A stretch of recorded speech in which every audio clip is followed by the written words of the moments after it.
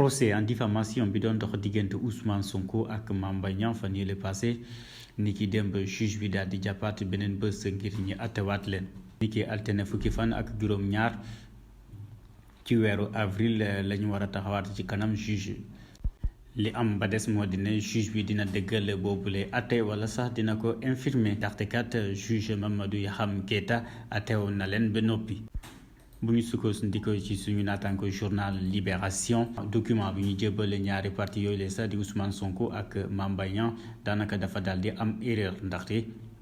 document bi mu ngi fësal ni kat Ousmane Sonko ñetti weer sursis lañ ko daal di tëj. journal bi di xam ne ni kat delluwaat nañu document yi ngir ñu corrigé waat leen tey jii ci alarba dinañ leen indiwaat beneen document bu bees. ci fàttali Ousmane Sonko tëjoon nañ ko ñaari weer sursis ak 200 millions de francs CFA ci dommages et intérêts bi mu war a jébal Mame Mbaye Niang. waaye nag parquet bi ak Mame Mbaye Niang mi nekk ministre du tourisme daal di rejeté waat appel. niki altine fukki fan ak juróom-ñaar ci weer avril bi ñu dënmal lañ leen war a attewaat. bés boobule sax daal di yemoo ak jour bi ñu war a attewaat ñaari député yu PUR yi Massata Samb ak Mamadou Niang ci affaire Amy Ndiaye Gniby.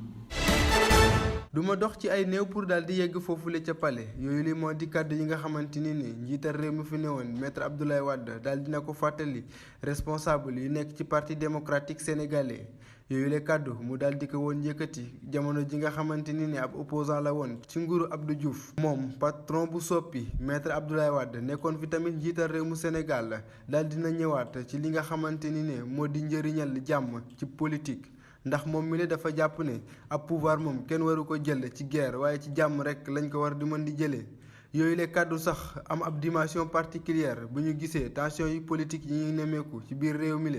jëm ci élection présidentielle yi ñu dëgmal. maître Abdoulaye Wade nekk ku ràññeeku woon loolu ci politique bu Sénégal fàttali li nga xamante ni moo di njëriñal stabilité ak démocratie cim réew. yooyu le kàddu sax mu daal di ko woon yëkkati bi ñuy amal révision liste électorale bi nga xamante ni tàmbali na juróom benn fan ci weerum avril te war a jeex ñaari fan ci weerum mai atum 2023 jëm ci prévision élection présidentielle yi war a am ñaar fukki fan ak juróom ci weerum février atum 2024 ñu war a xaarandi ba xam ndax message bu ancien président boobule ñii di woy politique yi moom danañ ko dégg wala sax élection présidentielle yu 2024 dina daal di am ci jàmm ak salaam waaye li ci kanam moom rawe li gët.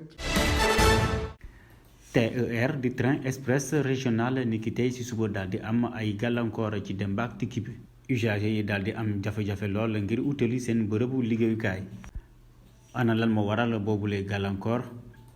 délégué de personnel bi lee di Matigning contrat am la ñu daal di résilier ak société bi lee di SETER ni ki démb. Matigning moomu la sax daanaka contrat à durée déterminée di CDD la daal di signé ak société bi lee di SETER daanaka pare woon na sax ngir mu mun a signé CDI ginnaaw buñ ko doon évaluer te mu daal di am ay résultats yu baax. bu ñu sukkandikoo ci direction générale bi Matigning ordinateur am la ñu daal di jël te ñu daal di ciy bind ay revendications te ñu daal di koy envoyé ci seen supérieur bi. ci yooyu les revendications SETER dafa war a respecter lii di engagement ma ak état bu Sénégal. bépp personnel bi nga xamante ne signé woon na CDD ba noppi automatiquement dafa war a signer CDI. Matigning moomulee daanaka lu toll ñaari at jotoon na ko liggéey ci société bi lee di SETER. tey jëlee ci suba gi ginnaaw bu ñu nemmeeku ay gàllankoor ci dem ak dikk bi ci boobule TER daanaka jàmm dellu siwaat na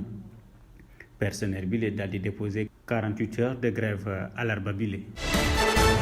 ñi namoon ko amal alarba fukki fan ak ñaar ci weerum avril atum 2023 procès wu ñeent fukki nappkat yi nga xamante ni ñoo ngi fekk baax fële ca Kayar ak ca Mboro moom daal dinañ ko dàq bu àjjuma fukki fan ak ñeent ci weerum avril bi li ñu dëgmal ki ko amal moo di président tribunal bu Thiès yooyu leen ndaw ñu daal di leen tegoon loxo daal di leen placé woon sous mandat de dépôt ki ko amaloon di procureur bu Thiès ñoom ñooñu ñu leen di toppee bokk ci manifestation bu ñu autorisé wut wala sax nga yàq yëfi jàmbur ngir ab fàttali yooyu leen ndaw daal dina leen leen tegoon loxo gannaaw ay jàmmarloo yu amoon guddig samedi benn fan jàpp dimanche ñaari fan ci weerum avril atum 2023 ca village ba ñu duppee Ngoxo nekk foofu ca Mboro. ci yooyu la jàmmarloo ñu nemmeeku woon ay gaal yi nga xamante ni daal dinañoon taal ak ay nit ñu ci jëlee woon ay gaañu-gaañu ci boor bu ne. ci gaañu-gaañu yooyu la sax ñu nemmeeku woon ci ay lakk-lakk te ñu mujjee leen woon rawale ca centre hospitalier El Hadji Amadou Sakhir Ndiéguène bu Thiès ak ca hôpital Saint-Jean-de-Dieu ba ci centre de santé bu Mboro. ci yooyu la jàmmarloo ñu nemmeeku woon ci tamit benn ndaw bu ci daldi woon na ñàkk bakkanam. xibaaru bitim réew yi dañ koy doore ak réew mu Mali foofu ca commune bu Tidermen dal dina nekk ci loxo yi groupe état islamique depuis altine. Tidermen nekk ab dëkk bu nekk foofu ca bët gannaaru réew ma te mu jege lool la frontière bu Niger. ville bu Menaka moom dañ ko daal di wër ñi ko amal moo di jihadiste yi gannaaw bi nga xamante ni daal dinañ jël li nga xam ne moo di dessus bi ci seen rivaux yi nekk foofu di groupe de soutien à l'islam ak ñi nga xam ne moo di musulman te ñu jege lool groupe bu Al-Qaïda.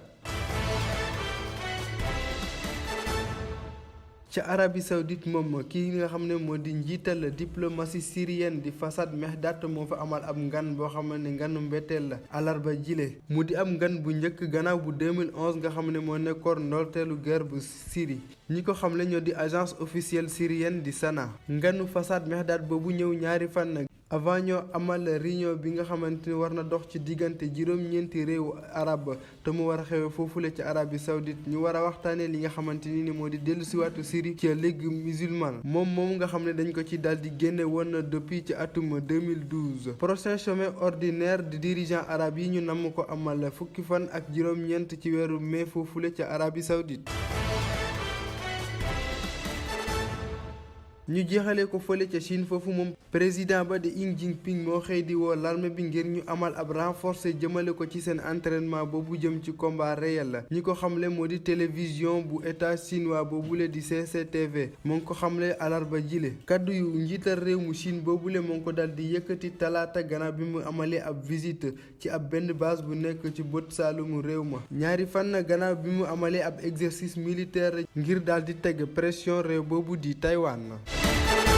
Ligue des champions européenne ni ki démb commencé woon nañu match aller ci quart de finale yi Manchester City moo daal di daan bu yaa kii di Bayern de Munich ñetti ball ca dara attaquant sénégalais bi di Sadio Mané daanaka ci mujjanteelu deuxième période bi la daal di dugg ci boobule jongante ñaareelu jongante bi doon dox diggante Benfica ak Inter de Milan moo daal di daan ñaari bal ci dara Benfica ci kanam publicum tey jilee programme dina wéyandi 19h su jotee équipe champion en titre bi di Real de Madrid dina janool ak Chelsea bu Kalidou Koulibaly ak Edouard Mendy beneen jongante bi dina doon diggante ñaari équipe yu italien AS Milan ak Naples.